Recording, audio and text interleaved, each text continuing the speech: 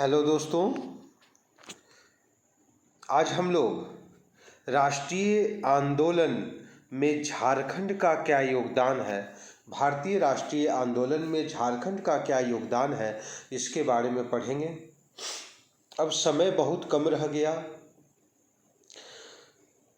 सिर्फ 3 दिन ही बचा हुआ है समय, 2 दिन मान के चलिए। तो इस शुक्रवार और शनिवार 2 दिन समय बचा है, बृहस्पतिवार तो समाप्त ही होने वाला है।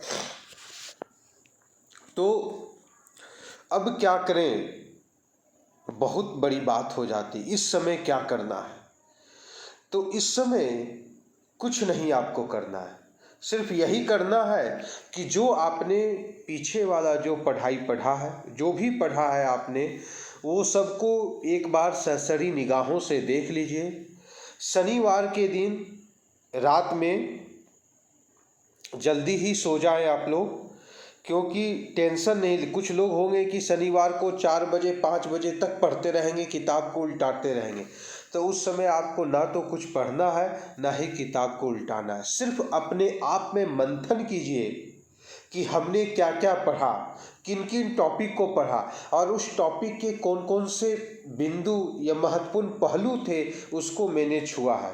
बस यही आपको अब करना है, चिंतन करना है। समझे बात को, इस चीज़ को ध्यान में रखिएगा।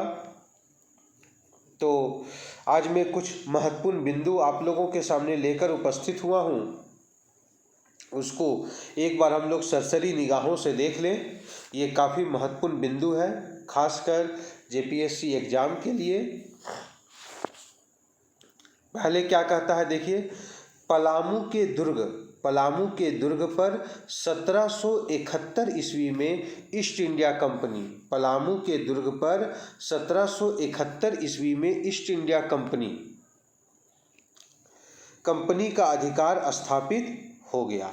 1800 ईस्वी में देखिएगा, 1800 ईस्वी में यहाँ भूषण सिंह के नेतृत्व में चेरों ने अंग्रेजों के विरुद्ध विद्रोह किया था। 1800 ईस्वी में भूषण सिंह के नेतृत्व में चेरों ने अंग्रेजों के विरुद्ध विद्रोह किया था। तो चेर विद्रोह जो हुआ है वो कहाँ पर हुआ है? तो पलामू में हुआ है। ठीक है, इस चीज़ को ध्यान में रखेंगे। कब हुआ? 1800 ईस्वी में। नेता कौन था? भूषण सिंह थे। आइए, 1831-32 में छोटनागपुर की मुंडा एवं हो जनजातियों ने जमींदारों के विरुद्ध जबरदस्त विद्रोह किया, और यह विद्रोह कोल विद्रोह के नाम से जाना जाता। आपसे पूछेगा कि कोल जो विद्रोह हुआ है वो कब हुआ है?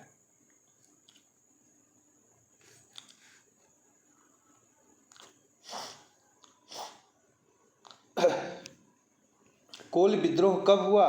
तो 1831-32 में क्या हुआ है? तो कोल विद्रोह हुआ है। इस चीज़ को ध्यान में रखना, 1831-32 में हुआ। और इसके नेता कौन थे? तो इसके नेता बुधु भगत हैं। तो आपसे पूछेगा कोल विद्रोह के नेता कौन है, तो आपको बोलना होगा कोल विद्रोह के नेता बुधु भगत हैं। 1832 में गंगा नारायण के नेतृत्व में बीरभूम के किसानों ने प्रसिद्ध भूमिज विद्रोह किया था। भूमिज विद्रोह कब हुआ?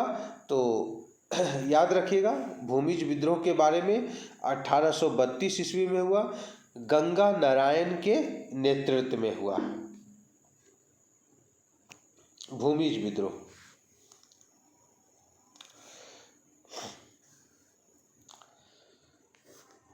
1855-56 में संथाल विद्रोह हुआ। संथाल विद्रोह कब हुआ है? तो 1855-56 में संथाल विद्रोह हुआ।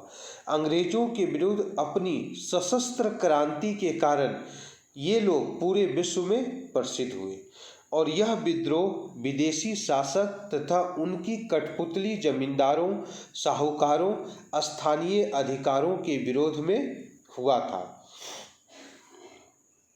इस विद्रोह के नेता कौन है? तो इस विद्रोह के जो नेता हैं वो सिधो कान्हू है। कार्ल मार्क्स, बहुत इंपॉर्टेंट बात यहाँ पर आ रहा है कि कार्ल मार्क्स ने संथाल विद्रोह का उल्लेख अपनी पुस्तक नोट्स ऑन इंडियन हिस्ट्री में किया है। कार्ल मार्क्स ने संथाल विद्रोह का जो वर्णन किया है अपनी उनकी एक पुस्तक थी, और उस पुस्तक का क्या नाम था? Notes on Indian history. Notes on Indian history. तो नोट्स ऑन इंडियन हिस्ट्री में संथाल विद्रोह का वर्णन कार्ल मार्क्स ने किया। इसके नेता सिधू कानू हैं। 1857 के सिपाही विद्रोह में यहाँ के कई स्थानीय नेताओं ने भी विद्रोह किया था, जैसे विश्वनाथ शाही, गणपत राय, शेख भिखारी। याद रखिएगा, विश्वनाथ शाही, गणपत राय और शेख भिखारी, ये इंपॉर्टेंट हो जाता है।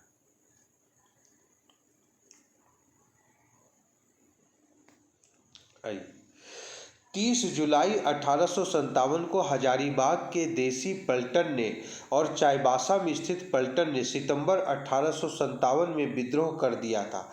पोरहाट के राजा अर्जुन सिंह ने क्रांतिकारियों का साथ दिया था। पोरहाट के राजा अर्जुन सिंह ने किसका साथ दिया था? तो क्रांतिकारियों का साथ दिया था। 1859 में छोटानागपुर परमंडल में खरीद बिक्री कानून और छोटानागपुर काश्तकारी अधिनियम लागू हुआ था। 1860 में मुंडा एवं उरांव जनजाति ने यहाँ के जमींदारों एवं दीकुओं के खिलाफ सरदारी लड़ाई प्रारंभ कर दी थी।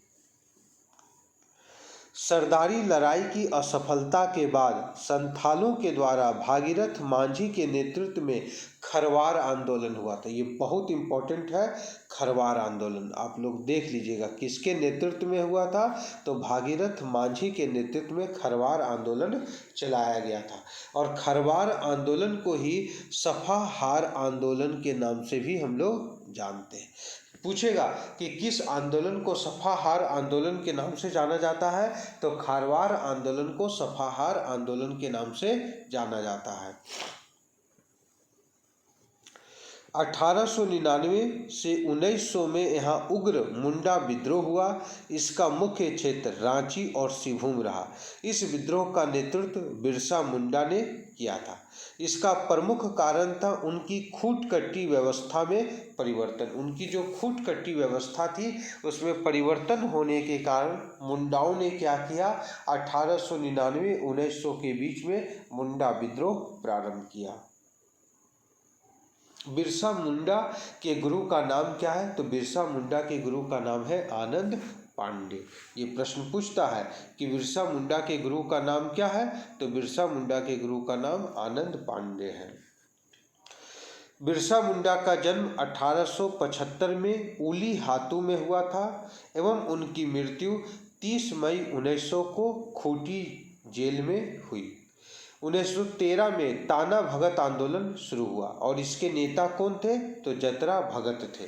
ताना भगत आंदोलन के नेता कौन है? तो ताना भगत आंदोलन के जो नेता थे वो जतरा भगत थे। अन्य नेता कौन है? तो बलराम भगत, देवमेनिया भगत आदि। तो ये पूछेगा कि ताना भगत आंदोलन के अन्य नेताओं में से किन्हें शामिल किया जाता है? तो बलराम भगत और देवमेनिया भगत को शामिल किया जाता है।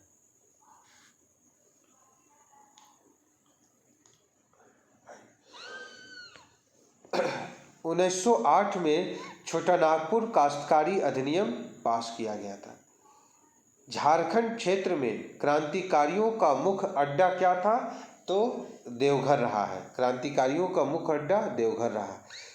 बहिष्कार तथा स्वदेशी के प्रचार के लिए देवघर परगना में गोल्डन लीग की स्थापना हुई थी। यही प्रश्न पूछेगा कि गोल्डन लीग की स्थापना कहाँ हुई थी? तो देवघर में हुआ था। और गोल्डन लीग जो संस्था थी इसके हेड कौन है? तो बरिंद्र घोष है। इस चीज़ को याद रखेंगे। गोल्डन लीग संस्था के हेड कौन है? तो बरिंद्र घोष।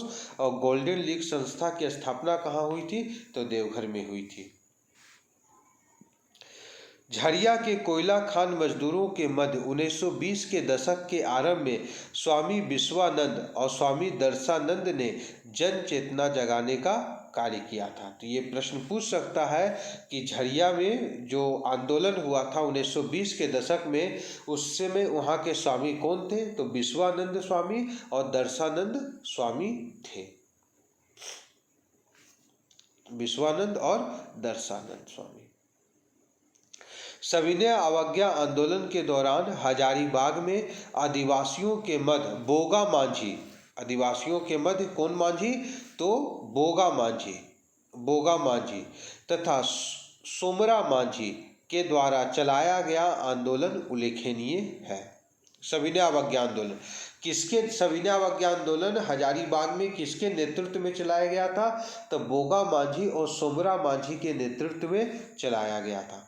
कांग्रेस समर्थक होने के साथ ही यह आंदोलन सामाजिक उत्थान का भी आंदोलन रहा है। 1915 में देवघर में शांति कुमारी बख्शी के द्वारा युवकों को क्रांतिकारी प्रशिक्षण दिया गया था। ये बहुत इंपॉर्टेंट हो जाता है, शांति कुमारी बख्शी। इसने क्या किया था? जो क्रांतिकारी युवक होते थे उनको ये प्रशिक्षण देते थे, और ये देवघर में। 20वीं शताब्दी के दूसरे दशक में गणेश चंद्र घोष के नेतृत्व में रांची में क्रांतिकारियों का दल गठित किया गया था। 1930 में नमक सत्याग्रह के दौरान यहाँ के नेता सहदेव महतो, मोहन महतो, गोकुल महतो और गणेश महतो ने आंदोलन किया था। याद रखिएगा, 1930 में नमक सत्याग्रह के दौरान यहाँ के नेता, कहाँ के नेता? रांची के नेता सहदेव महतो, मोहन महतो, गोकुल महतो तथा गणेश महतो ने क्या किया था? आंदोलन किया था। तो ये जो पॉइंट है, ये राष्ट्रीय आंदोलन में बहुत ही इम्पोर्टेंट पॉइंट है।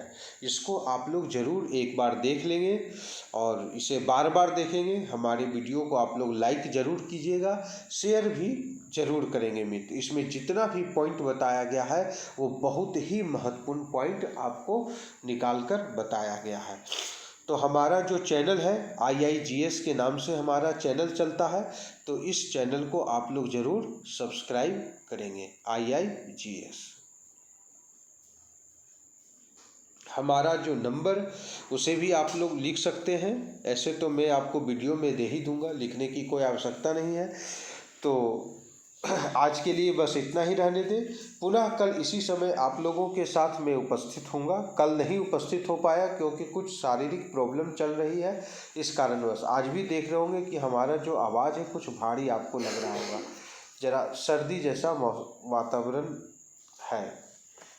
ठीक है, तो आज के लिए बस इतना ही है ना। कल पुनः इसी समय मिलेंगे। जय हिंद, जय भारत।